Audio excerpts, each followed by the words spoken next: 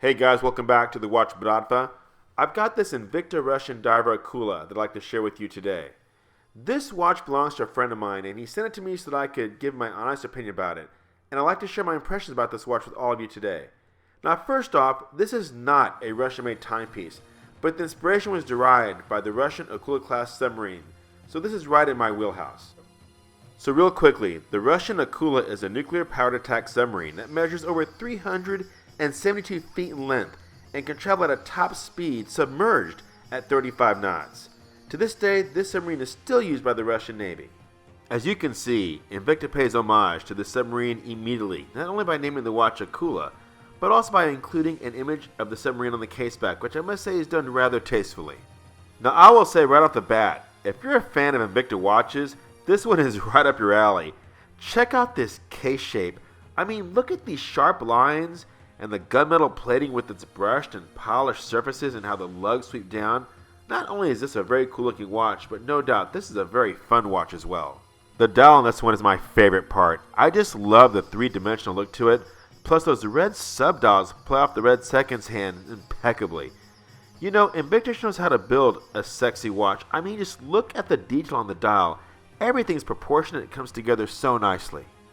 Now the caliber in this watch is the Chinese-made ISA 8371D quartz chronograph. Hardly Russian. Yet, despite the origin of the movement, I've worn this thing for 3 days, and it's kept perfect time, so I really can't knock the movement much. Now in the past, I know that silicone straps that come on Invicta watches have been their Achilles heel. But honestly, in this case, I must say that the strap is very soft and pliable, making it pretty comfortable to wear on the wrist. Now the best part about this watch is my buddy told me he paid $135 for this watch. When he told me this, my jaw hit the floor. I could not believe it was possible to purchase a watch with this much detail and this much quality for $135. I mean, I was stunned, and I'm still stunned.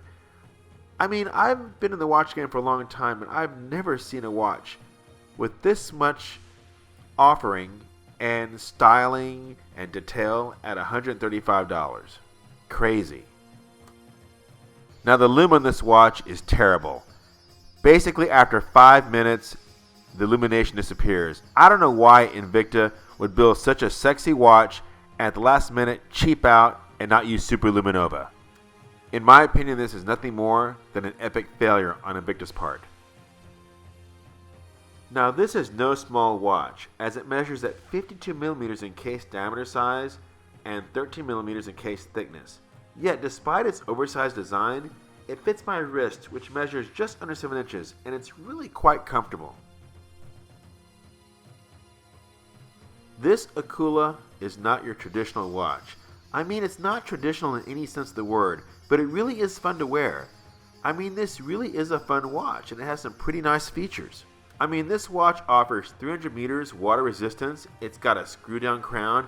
I mean, you could take this watch in the water if you really wanted to. The casework and dial on this watch is really well done, and I believe this is where the Akula really shines, thus making it by far one of the best offerings I've ever seen for $135. I gotta tell you, I really like this watch, but I love this watch at $135. So in closing, I'm going to tell you guys exactly what I told my buddy. This Invicta Russian diver Akula for $135 is an absolute bargain. There is no way you will find anything remotely close to the build quality and features and overall design like this watch in any department store brand watch for the same amount of money. Mission impossible.